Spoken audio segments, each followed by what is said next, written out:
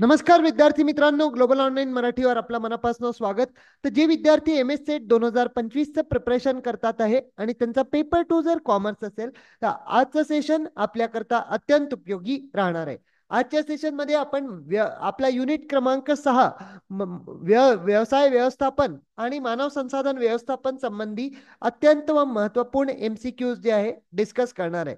या सेशनला कंप्लीट बघा. यांनी आपल्याला MCQs फुली कसे सोडवायचे, कसे ट्रिक्स वापरायचे आणि हे जे MCQ आज आपण घेत आहे हे परीक्षेच्या दृष्टिकोनाने अत्यंत महत्त्वपूर्ण आहे आणि यांनी आपले कन्सेप्टही मजबूत होऊन जाते. सुरुवात करण्यापूर्वी तुमच्यासाठी एक महत्त्वाची सूचना की जर तुम्ही MS सेट 2025 मध्ये यश मिळवण्याचे इच्छुक आहेत तर ग्लोबल ऑनलाईन टीमनी आपल्याकरता कंप्लीट कोर्स ऑन कॉमर्स जो आहे तो लॉन्च करून दिलेला आहे, ज्याची नवीन बॅच जी आहे ती 21 तारखेपासून होणार आहे. तर हा जर कोर्स आपण घेता तर तुम्हाला डेली लाईव्ह व्हिडिओ लेक्चर्स मिळतील, कंप्लीट सिलेबसचे नोट्स दिले जातील, मॉक टेस्ट आपल्याला दिल्या जातील, वीकली क्विझेस आपल्याला दिल्या जातील प्रॅक्टिससाठी, PYQs विथ एक्सप्लेनेशन दिल्या जातील, मॅरेथॉन आणि क्रॅश कोर्सेसही उपलब्ध राहतील. PYQs एक्झाम पॉईंट ऑफ व्ह्यूने अत्यंत महत्त्वपूर्ण आहे आणि या कोर्सची सर्वात मोठी विशेषता आहे की पेपर 2 ला जर तुम्ही घेता तर तुम्हाला पेपर 1 जो आहे तो पूर्णपणे फ्री दिला जाणार आहे विथ ऑल सेम फॅसिलिटीज. एकाच कोर्समध्ये तुम्हाला सर्व गोष्टी मिळून जातील. फीस इज 10,000 पण डिस्काउंट नंतर मात्र 8,000 तुम्हाला दोन्ही पेपर अवेलेबल होऊन जातील. जॉईन करायला खाली दिलेल्या नंबरला व्हॉट्सअपच्या माध्यमातून संपर्क करा. ग्लोबल ऑनलाईन ॲप डाउनलोड नसेल केलं तर डाउनलोड करून घ्या गुगल प्ले स्टोअर मधनं. मग तुम्ही लॉग इन कराल तर लॉग इन मध्ये होम इंटरफेस मध्ये जायचं, इथून MS सेट पेपर 2 कॉमर्स निवडायचं, इथे टाईप केल्यावर आपल्याला मिळून जाईल. नंतर इथे जे आहे पेमेंट करायची आणि पेमेंट केल्यावर जितकं पण कंटेंट ऍडेड आहे सर्व काही जे कोर्स आहे हे तुम्हाला अवेलेबल होऊन जाईल. फोल्डर वाईज बिलकुल स्ट्रक्चर्ड कोर्स आहे, तर आपण अत्यंत हेल्पफुल राहील. चला प्रश्नांकडे जाऊया. पहिला प्रश्न आहे, which of the following which of the following is not covered under the scope of human resource management? Strategic human resource management, collective bargaining, human resource accounting, none of the above. खालीलपैकी कोणते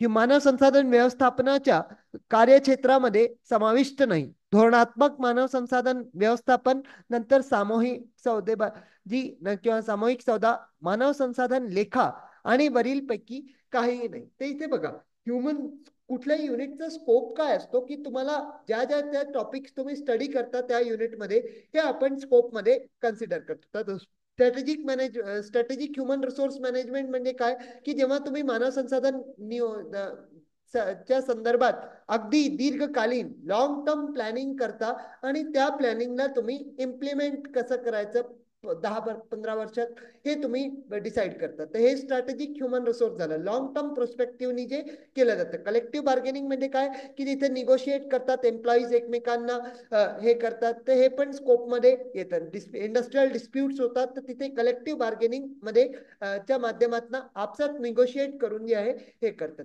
human resource accounting म्हणजे की एक माणूस जो आहे तो एक याच्यात म्हणजे ह्युमन रिसोर्सनी जर त्याला ह्युमन रिसोर्स म्हणून ऑर्गनायझेशननी आपल्याकडे एम्प्लॉय केलाय तर मॉनिटरी टर्म्स मध्ये तो किती फायदा करून देत आहे. ठीक आहे, तर ऑप्शन नंबर सी हे सुद्धा याच्या स्कोप मध्ये येतं. पण D none of the above, तर हे जर तिन्ही स्कोप मध्ये समाविष्ट आहे त्याचा राईट आन्सर काय बनेल? Option number D none of the above. असंच हे तिन्ही संसाधनच्या स्कोप मध्ये येतात, तर आपला राईट आन्सर ऑप्शन डी बनेल.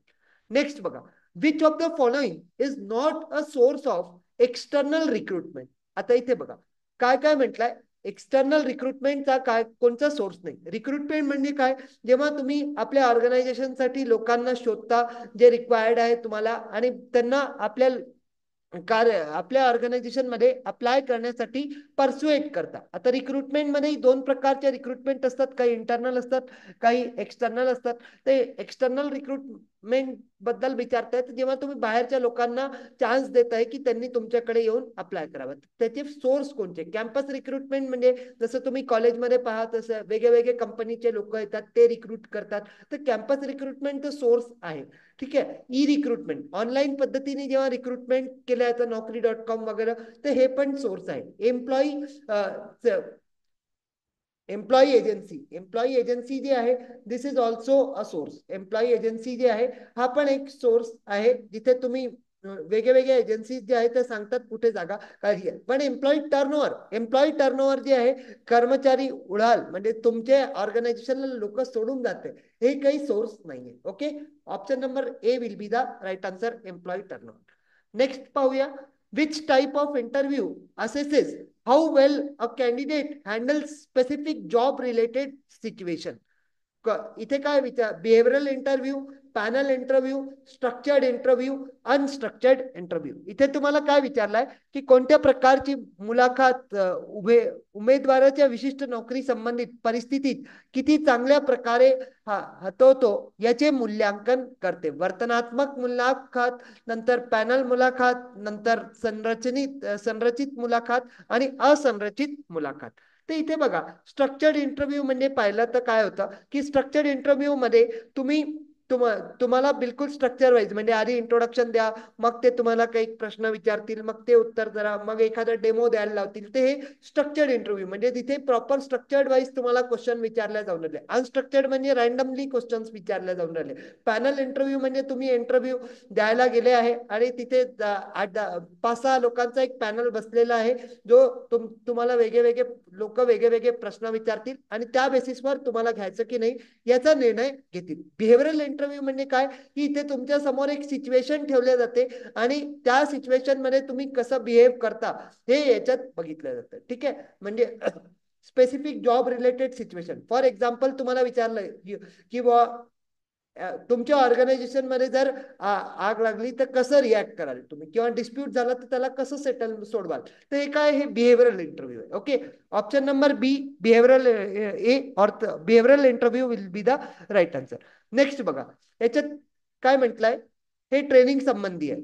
इथे विचारलं की which type of training is design to improve employees knowledge and proficiency in a specific job related area.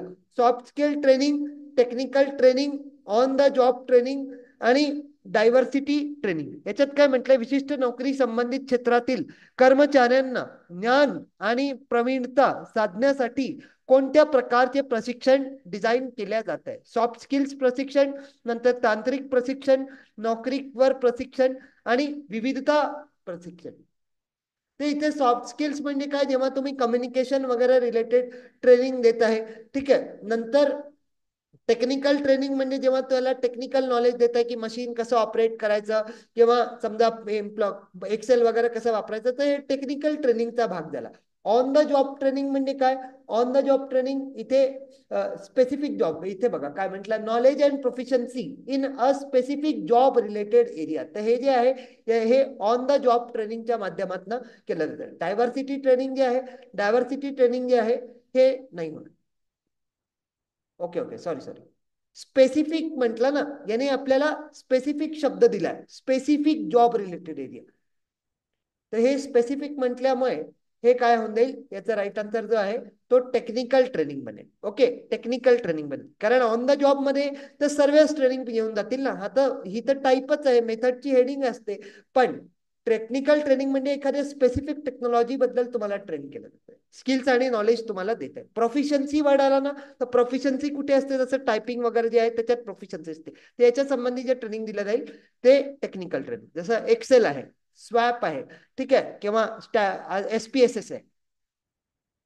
नंतर which leadership style focuses on building strong relationship with employees and emphasizing team work and collaboration. Autocratic leadership, laissez faire leadership, transformational leadership आणि transactional leadership. तर इथे याच्यात काय म्हणतात, कोणती नेतृत्वाची शैली का कर्मचाऱ्यांसाठी मजबूत नातेसंबंध निर्माण करण्या आणि टीम वर्क आणि योगावर भार देते. निरंकुश नेतृत्व, नंतर लेसफेअर नेतृत्व, परिवर्तनवादी नेतृत्व आणि व्यवहार नेतृत्व.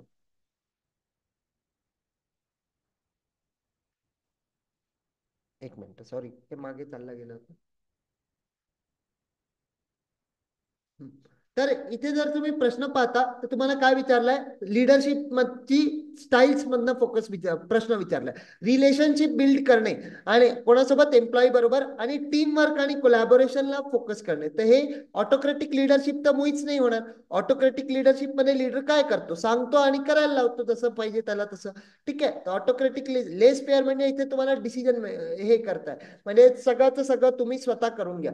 पण इथे बघा, स्ट्रॉंग लिडरशिप बिल्ड करणे एम्प्लॉईज बरोबर आणि टीम वर्क वरती फोकस करणे. तर टीम वर्क जे आहे याच्या ट्रान्झॅक्शनल म्हणजे आपलं कामापुरतं लीड केलं, खतम.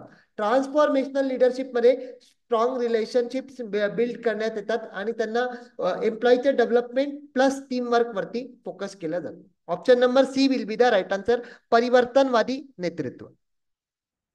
नेक्स्ट बघा, dash refers to the network of personal and social relations that is developed spontaneously between the people associated with each other. Formal organization, informal organization, business organization, government organization. Dash व्यक्तिक आणि सामाजिक संबंधाचे नेटवर्कच्या संदर्भ देते जे एकमेकांशी संबंधित लोकांमध्ये उत्सवपूर्ण विकसित होतात. औपचारिक औपचारिक संस्थान, नंतर अनौपचारिक संस्था, व्यवसाय संस्था आणि सरकारी संस्था. इथे गव्हर्नमेंटचं तर कुठे जिक्र नाही झाला. जिक्र नाही झाला तर गव्हर्नमेंट तर नाही होणार. बिझनेस रिलेटेडही नाही झालं तर बिझनेस रिलेटेड नाही. इथे तुम्हाला काय हिंट दिली आहे, सोशल रिलेशन्स. ठीक आहे, सोशल रिलेशन्स देत आहे. आणि त्याच्याही पेक्षा चांगला हिंट होता डेव्हलप्ड स्पॉन्टेनियसली, म्हणजे जे अचानक फिरता फिरता जे आहे लोकांमध्ये मित्र वगैरे 10-12 मित्र मिळून करून घेतात. ते हे काय होऊन जाईल, हे इनफॉर्मल ऑर्गनायझेशन. ऑप्शन नंबर बी अनौपचारिक संस्था जी आहे हे याचा राईट आन्सर. ओके, तसे ट्रिक्स लावून सोडवायच्या, वर्डला पकडायचं, तिथूनच तुमचा उत्तर जो आहे तो निघेल. When a bank robber points a gun at a bank employee is based on his base of power is called. ते हे जे 6 पॉवर सांगितले होते याच्यातनं प्रश्न आहे. Coercive power, punitive power, positional power, authoritative power. जेव्हा एखादा बँक दारोखोर बँकेत कर्मचाऱ्यांवर बंदूक दाखवतो तेव्हा त्याच्या शक्तीचा आधार डॅश असतो, जबरदस्ती, दंडात्मक स्थिती आणि अधिकारी. ते याच्यात बघा, पोझिशनल म्हणजे तुम्ही ज्या पोझिशन वरती आहे, फॉर एक्झाम्पल एक कंपनीचा सीईओ आहे, त्याच्याकडे कोणती पॉवर राहील, सीईओ, कारण त्या पोझिशनची. अथॉरिटेटिव्ह म्हणजे जेव्हा तुमच्याकडेच पॉवर आहे, तुम्ही डिसेंट्रलायझेशन केलेलं नाहीये आणि तुम्हीच आपल्या हिशोबाने सगळं काम करवत आहे, तर हे अथॉरिटेटिव्ह झालं. हे मोस्टली लिडरशिप ऑटोक्रेटिक लीडर्स कडे असतं. ठीक आहे. पुनिटिव्ह म्हणजे जर काम नाही केलं तर पनिश करेल. पण कोर्सिव्ह म्हणजे काय, तुम्ही धमकी देते समोरच्या व्यक्तीला. ठीक आहे, जबरदस्ती त्याच्याकडनं करवून घेण्याचा प्रयत्न करायचा, ते एक कोर्सिव्ह पॉवर. ठीक आहे, जसं याच्यात पाहिलं, सीपी मध्ये पाहिलं असेल, प्राईम पेट्रोल वगैरे. ठीक आहे, तर हे कोर्सिव्ह पॉवर जे आहे हे याचा राईट आन्सर असतं. ओके, जबरदस्ती. Next, if a company is employing the fresh graduates as well as the professional experts, the management is said to be enhancing dash.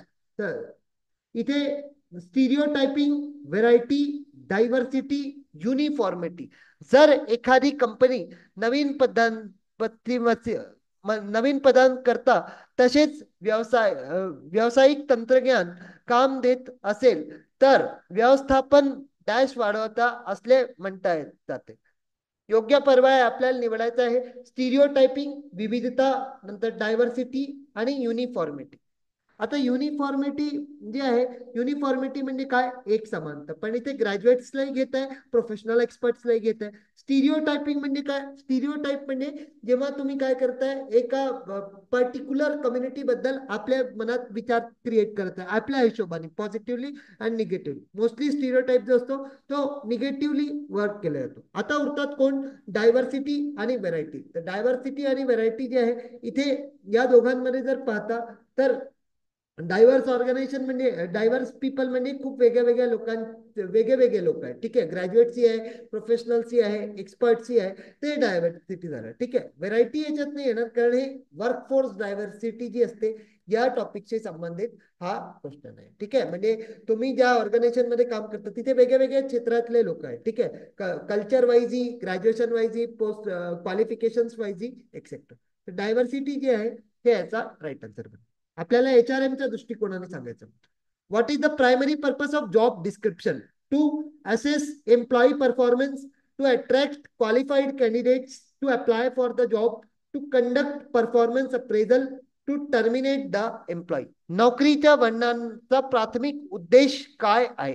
कर्मचाऱ्यांना कामगिरीचे मूल्यांकन करण्यासाठी, नंतर नोकरीसाठी अर्ज करण्याचे पात्र उमेदवार आकर्षित करण्यासाठी, नंतर कामगिरी मूल्यांकन आयोजित करण्यासाठी आणि कर्मचाऱ्यांना काढून टाकणे. आता बघा, टर्मिनेट एम्प्लॉईज हे तर मुळीच नाही होणार. ठीक आहे, जॉब अनालिसिस केल्यावर म्हणजे एक जॉबची इनडेप्थ स्टडी केल्यावर जॉब डिस्क्रिप्शन आणि जॉब स्पेसिफिकेशन बनवलं जातं. ठीक आहे, स्पेसिफिकेशन बनवलं जातं. आता जॉब डिस्क्रिप्शन मध्ये तुम्ही सर्व जॉब बद्दल माहिती देता, तर जॉबच्या आधारावर तुम्ही काय करता, एम्प्लॉईची परफॉर्मन्स जी आहे ती चेक करता. ओके, एम्प्लॉईची परफॉर्मन्स जी आहे ती चेक करू शकता जॉबच्या आधारावर, कारण कसे सगळे जॉब आहे या आधारावर तुम्ही त्याची परफॉर्मन्स चेक करू शकता. To attract qualified candidates to apply for the job. ठीक आहे, म्हणजे तुम्ही समजा याच्यात म्हटलं असिस्टंट प्रोफेसरची पोस्ट निघाली, तर तुम्ही काय केलं की त्याच्यात मेन्शन करून दिलं की only net set PhD candidates. तर हे काय आहे, हे जे आहे स्पेसिफाय करून दिलं. तो टू अट्रॅक्ट क्वालिफाईड कॅन्डिडेट्स, तर बाबा जो पेट आहे तो पण तर शिकवू शकतो ना, असं थोडी नाही. तर क्वालिफाईड कॅन्डिडेट्स म्हटल्यामुळे हे स्पेसिफिकेशन रिलेटेड होऊन जाईल. ठीक आहे, जॉब स्पेसिफिकेशन रिलेटेड होऊन जाईल. टू कंडक्ट परफॉर्मन्स अप्रेझल्स, तर परफॉर्मन्स अप्रेझल मध्येही जॉब डिस्क्रिप्शन जे आहे हे मेन रोल प्ले करतं, कारण इथे संपूर्ण जॉब बद्दल माहिती असते. ठीक आहे, आणि असेच एम्प्लॉई परफॉर्मन्स, तर एम्प्लॉई परफॉर्मन्सलाही चेक करता येतं आणि कंडक्ट परफॉर्मन्स अप्रेझल. तर इथे मेनली जो आपला उत्तर बनेल तो बनेल आपला ऑप्शन नंबर सी. ठीक आहे, कंडक्ट परफॉर्मन्स अप्रेझल. कारण परफॉर्मन्स अप्रेझलच्याच आधारावर ते कशावर करेल, जॉब बेस्ड नॉलेजवर करेल, आणि जॉब नॉलेज बद्दल कोण सांगतं, जॉब डिस्क्रिप्शन सांगतं. ओके, सो याचा जो राईट आन्सर आहे that will be option number C. Okay, option C. Specification जर असता, स्पेसिफिकेशन जर प्रश्नात असता तर आपण बी ऑप्शनला सांगितलं असतं. ठीक आहे, कारण तो जॉब होल्डर बद्दल म्हणतो, म्हणून बी बी नाही होणार, सी होईल. आता बघा, what is the purpose of a job rotation program? Job rotation प्रोग्रामचा मुख्य उद्देश काय? To terminate employees, to provide additional benefits, नंतर to offer employees a variety of job experiences within the organization, to conduct performance appraisal. तर job rotation योग प्रोग्रामचा उद्देश काय आहे हे तुम्हाला सांगायचं आहे. कर्मचाऱ्यांना काढून टाकणे, नंतर अतिरिक्त फायदे प्रदान करण्यासाठी, नंतर कर्मचाऱ्यांना संस्थेमध्ये विविध प्रकारचे नोकरीचे अनुभव देण्यासाठी आणि कामगिरी मूल्यांकन आयोजित करण्यासाठी. तर इथे बघा, job rotation program. Job rotation मध्ये जेव्हा सपोज एखादा कॅशियर आहे बँकेत, तर बँकेला कॅशियरचं NEFTचंही काम आलं पाहिजे, त्याला लोन डिपार्टमेंटमध्ये कसं कन्सल्ट करायचं लोकांना तेही आलं पाहिजे. तर त्याला तुम्ही काय करता, थोड्या थोड्या कालावधीसाठी वेगळ्या वेगळ्या जॉब्सवरती टाइम टू टाइम पाठवतात. तर कंडक्ट परफॉर्मन्स अप्रेझल हे तर नाही होता. ठीक आहे, मग टर्मिनेट एम्प्लॉईज, एम्प्लॉईला काढून टाकणे, हेही याच्यात बसत नाही. टू प्रोव्हाइड ऍडिशनल बेनिफिट्स, इथे काही मॉनिटरी बेनिफिट्स देत आहे का? नाही. पण इथे काय म्हणत आहे, इथे जॉब रोटेशन संबंधी जो बेस्ट ऑप्शन बनेल तो ऑप्शन नंबर सी आहे. To offer employees variety of job experiences within the organisation. Option number C जो आहे हा इथे राईट आन्सर. नेक्स्ट बघा, in the invisible barrier that blocks the females and minorities from ascending to upper levels of an organization is termed as. इथे gender discrimination, last affirmative action आणि stereotype. तर इथे काय म्हणतंय, इनविजिबल बॅरियर आहे. एक असा बॅरियर आहे जो आपल्याला दिसत नाही, जिथे ज्यांनी काय केलं, फिमेल्स आणि मायनॉरिटीजला ब्लॉक केलाय, किंवा तुम्ही जॉबसाठी अप्लाय करू शकत नाही. जे वरचे लेवलचे जॉब आहे, म्हणजे टॉप लेवल जॉब्स आहे, तिथे तुम्ही अप्लाय करू शकत नाही. ते जेंडर डिस्क्रिमिनेशन नाहीये. ओके, असं कन्फ्यूज नाही व्हायचं. इथे आपल्याला योग्य टर्म पकडायची आहे. अफर्मेटिव्ह ऍक्शन म्हणजे पॉझिटिव्ह ऍक्शन हे पण नाहीये. ठीक आहे, हे पण नाहीये.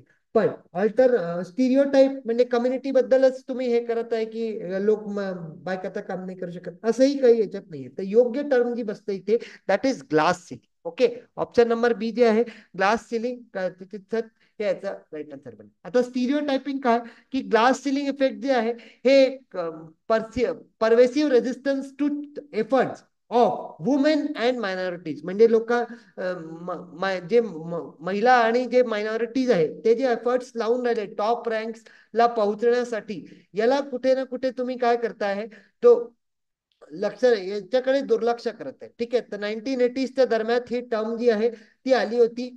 जे लोक वर्कफोर्स मध्ये एंटर झाले होते लार्ज नंबर मध्ये during the late 1970s and early 1980s found themselves unable to advance beyond the management in major corporation. मोठ्या मोठ्या कंपनीमध्ये ज्या का होत्या मायनॉरिटीज होत्या त्यांनी ट्राय तर केलं पण त्यांनी जाऊ नाही शकल्या, आणि अशा प्रमाणे याला ही टर्म दिल्या गेली दॅट इज ग्लास. नेक्स्ट प्रश्न पाहू. The procedure of initiating the document that specifies the title department the date of employee is needed for work and other details is known as employee request, employee appropriation, नंतर employee retention आणि employee demand. इथे काय म्हटलंय, procedure आहे initiate करण्याची document. ठीक आहे, ज्याच्यात काय जॉब टायटल राहील, डिपार्टमेंट राहील आणि एम्प्लॉईला ती माहिती आवश्यक आहे याच्या इतर डिटेल्स करता. तर ही कोणती हे आहे. रिटेन्शन तर टिकवून ठेवण्यासाठी तर काही डिटेल्स वगैरे नाही मागणार ना. एम्प्लॉई डिमांड जी आहे एम्प्लॉई अप्रोप्रिएशन म्हणजे त्याला विनंती. ठीक आहे, विनंती जी आहे हे पण याच्यात नाही होणार. इथे काय ही एम्प्लॉईचा डिमांड आहे. ठीक आहे, एम्प्लॉई रिक्वेस्ट ही नाही होणार कारण एम्प्लॉई ची डिमांड करेल किंवा मला तर आधी जॉब दाखवा की काय काय काम करायचं. इथे कर्मचाऱ्यांची मागणी जी आहे हे याच्यात त्याच्यात काय नोकरीचे शीर्षक, नोकरीचे विभाग, कर्मचाऱ्याला जे आहे कामासाठी आवश्यक असलेली सगळी माहिती जी आहे ती दिली जाते. नेक्स्ट पाहूया. Which of the following statements are incorrect. Managing of workforce is pervasive function in an organization. नंतर employee retention does not exist in human resource management. हे डज नॉट रेजिस्ट दोनदा आलाय. ठीक आहे, याला निग्लेक्ट करा. मग human resource has only managerial functions आणि human resource management not involve rigidity. तर इथे बघा कोणते इनकरेक्ट आहे तुम्हाला सांगायचं. खालीलपैकी कोणते विधान चुकीचे आहे. एखाद्या संस्थेमध्ये कर्मचारी वर्गाचे व्यवस्थापन हे एक व्यापक कार्य आहे. ठीक आहे, कर्मचारीची धारणा अस्तित्वात नाही, मानव संसाधन व्यवस्थापनात अस्तित्वात नाही. ठीक आहे, नंतर मानव संसाधन व्यवस्थापनात फक्त व्यवस्थापकीय कार्य आहेत आणि मानव संसाधन व्यवस्थापनामध्ये कठोरता समावेश नाही. इथे बघा इथे 4 स्टेटमेंट्स दिल्या. आता जर तुम्ही पहिला वाचता managing workforce is pervasive function म्हणजे सतत बेसिसवर वर्कफोर्सला मॅनेज करणे हे चालू राहतं. तर जिथे जिथे ए होता तिला हटवून द्या. ठीक आहे, जिथे ऑप्शन ए होता त्याला हटवून द्या. तर हाही हटला हा चौथा हटला, दुसरा हटला, पहिलाही हटला. ठीक आहे, कारण हे ए जे आहे करेक्ट. तुम्हाला काय विचारला, इनकरेक्ट विचारला. ओके, इनकरेक्ट विचारलं होतं. तर मग काय उरतं बी आणि तिसरा ऑप्शन ऑटोमॅटिकली तुमचा आन्सर बनतो. तर असं एलिमिनेट करणं शिका. हा इथे बघा ह्युमन रिसोर्सेस आज ओनली मॅनेजरियल फंक्शन. अरे बाबा मॅनेजरियल आणि ऑपरेटिव्ह फंक्शन दोन्ही असतात ना, असं थोडी नाही. मग employee retention does not exist in human resource management. अरे बाबा ह्युमन रिसोर्स मॅनेजमेंट कामच तर याच्यावर करतं एम्प्लॉईला कसं रिटेन करायचं. आणि human resource management not involve rigidity. तर हा विधान जो आहे हा विधान सुद्धा तुमचा बरोबर होता की ह्युमन रिसोर्स मॅनेजमेंट जे आहे ते पर्सनल मॅनेजमेंट सारखं रिजिड नसतं, फ्लेक्झिबल असतं. पण इथे तुम्हाला ऑप्शन वाईज जायचं होतं. तर ऑप्शन वाईज जो योग्य उत्तर बनतो तो 3. ठीक आहे, कारण बघा इथे डी होता पण इथे सोबत ए पण होता. इथे ए आणि बी फक्त हे दोनच होते. ठीक आहे, तर हे पण नसतं बनलं. इथे ए असल्यामुळे हा ऑप्शन डिलीट झाला, पण इथे बी आणि सी जे आहे हे योग्य आन्सर आहे. Option number 3 is the right answer. Next पाहू. What is the purpose of a wellness program in the workplace? To increase stress levels among the employees, to provide additional benefits, नंतर to promote healthy lifestyle and prevent health issues, आणि to discourage employees from taking breaks. तर wellness प्रोग्रामचा काय उद्देश आहे? ठीक आहे, कामाच्या ठिकाणी निरोगीपणा करण्याचा उद्देश काय आहे? कर्मचाऱ्यांमध्ये तपावणी पातळी वाढवणे, नंतर अतिरिक्त फायदे प्रदान करण्यासाठी, नंतर निरोगी जीवनशैलीला प्रोत्साहन देण्यासाठी, आणि आरोग्य समस्या टाळण्यासाठी, आणि कर्मचाऱ्यांना ब्रेक घेण्यापासून प्रवृत्त करणे. तिथे बघा, to discourage employees from taking breaks. तर एम्प्लॉईला ब्रेक घेण्यापासून कसं डिस्करेज करा? नाही डिस्करेज करू शकत, ब्रेक्स तर त्यांना द्यावे लागतील ना. हे वेलनेस प्रोग्राम म्हणजे काय? जे ऑर्गनायझेशनच्या चांगल्यासाठी असते. तर निगेटिव्ह का स्ट्रेस लेवल वाढवणे, वेलनेस प्रोग्रामची गोष्ट करताय. स्ट्रेस वाढवेल का? नाही, स्ट्रेसही नाही वाढवणार. ऍडिशनल बेनिफिट्स जे आहे, ऍडिशनल बेनिफिट दिल्या जाईल की प्रमोट हेल्दी लाईफस्टाईल. तर हेल्दी लाईफस्टाईल जे आहे, वेलनेसचा मेन फोकस काय की हेल्दी लाईफस्टाईल प्रोव्हाइड करणे आणि जे हेल्थ इश्यूज जे आहे ते वाचवणे. जसं फॅक्टरीज ऍक्ट होता, फॅक्टरीज ऍक्ट मध्ये वेलनेसची गोष्ट झाली होती की बा लोकांना साफ स्वच्छ सॅनिटरी एन्व्हायरमेंट प्रोव्हाइड करा, टाइम टू टाइम त्यांच्यासाठी जी आहे चांगली व्यवस्था करा, जे स्ट्रेस मॅनेजमेंट त्यांना कसं करायचं ते शिकवा, म्हणजे त्यांचं लाईफस्टाईल कसं चांगलं करता यावं. प्रॉपर जे आहे वॉशरूम्स वगैरे प्रोव्हाइड करा. ते हे to provide healthy lifestyle and prevent health issues, म्हणजे ड्रिंकिंग वॉटर फॅसिलिटीज वगैरे उपलब्ध करून देणे हे याच्यात येतं. Which of the following characteristics of high performance work system? Limited employee training, नंतर low levels of employee management, आणि डिसेंट्रलायझेशन डिसिजन मेकिंग, आणि integrated policies of HR design with the organizational goal. खालीलपैकी कोणते कार्य उच्च कार्यक्षमता कार्यप्रणालीचे वैशिष्ट्य आहे? मर्यादित कर्मचारी प्रशिक्षण, कर्मचारी प्रसिद्धता कमी पाते, नंतर विकेंद्रित निर्णय घेणे, आणि संस्थात्मक उद्दिष्टांची संरेखित एकात्मिक HR पद्धती. त्याच्यात बघा, तुम्हाला काय विचारला? हाय परफॉर्मन्स वर्क सिस्टम. हाय परफॉर्मन्स वर्क सिस्टम म्हणजे काय की जिथे सर्व लोक मिळून जे आहे उच्च स्तरावर किंवा जास्तीत जास्त लोक जे आहे मोठ्या लेवलचे काम करतात. ठीक आहे, तर लिमिटेड एम्प्लॉई ट्रेनिंग, इथे तर ट्रेनिंग भरपूर लागेल. मग lower level of employee engagement, तर हे लोअर लेवल एंगेज जास्ती करावं लागेल तुम्हाला. ठीक आहे, हे ते लग्नाच्या पूर्वीचं एंगेजमेंट नाहीये. ठीक आहे, चुकीचं नाही घ्यायचं. हे एम्प्लॉई एंगेजमेंट म्हणजे काय? लोकांना कामात गुंतवून ठेवणे. ठीक आहे, डिसेंट्रलाइज डिसिजन मेकिंग, इथे जे आहे हे याचं कॅरेक्टरिस्टिक जे आहे तसं तर नाही, तसं नाही होणार. कारण याच्याही पेक्षा बेस्ट ऑप्शन आपल्याला दिला आहे की हे काय आहे, हे इंटिग्रेटेड HR प्रॅक्टिसेस, म्हणजे सगळे लोक मिळून एकाच काम करत आहे ऑर्गनायझेशनल गोल्सला अचीव करण्यासाठी. ओके, ऑप्शन नंबर डी जे आहे हे याचा राईट आन्सर बनेल. नेक्स्ट होता, which of the following best describes the process of recruitment? रिक्रुटमेंटला कोण सांगतं? Recruiting is demand of human resource, नंतर forecasting the supply of human resource, discovering potential job candidates for a particular position, आणि making a hire or no hire decision. तर no hire आणि hire decision तर कुठे घेतला जाईल? हे selection मध्ये घेतला जाईल. ओके, हे तर सिलेक्शन मध्ये घेतलं जाईल. नंतर जॉब कॅन्डिडेट्सला पोटेन्शियल प्रोव्हाइड करणे पर्टिक्युलर पोझिशनसाठी, तर हे जे आहे हे सुद्धा potential job candidates for particular job. आता याच्यात बघा, फोरकास्टिंग सप्लाय. फोरकास्टिंग सप्लाय म्हणजे तुम्ही किती लोक लागतील, किती लोक उपलब्ध आहे हेच निर्णय करणार. तर हे पण याच्यात नाही होणार. ठीक आहे, forecasting the demand of human resource, तर हे दोन्ही फोरकास्टिंग वाले जे आहे हे मानव संसाधन नियोजन, human resource planning, man power planning तिथे चालले जातील. ओके, तर ए आणि बी तर मुळीच नाही होणार. तर इथे सी ऑप्शन जो आहे तो आपला बेस्ट बनतो की इथे तुम्ही जे आहे पोटेन्शियल जॉब कॅन्डिडेट्सला बघतात आहे ज्या पर्टिक्युलर पोझिशन्स आहे तुमच्याकडे त्याच्यासाठी. Okay, so that's all in today's session. I hope आपल्याला आजचं सेशन आवडलं असेल. सेशन आवडलं तर सेशनला लाईक करून द्या, चॅनलला सबस्क्राईब करून द्या. Thank you, bye. पुन्हा भेटू आपण नेक्स्ट व्हिडिओमध्ये. That's all.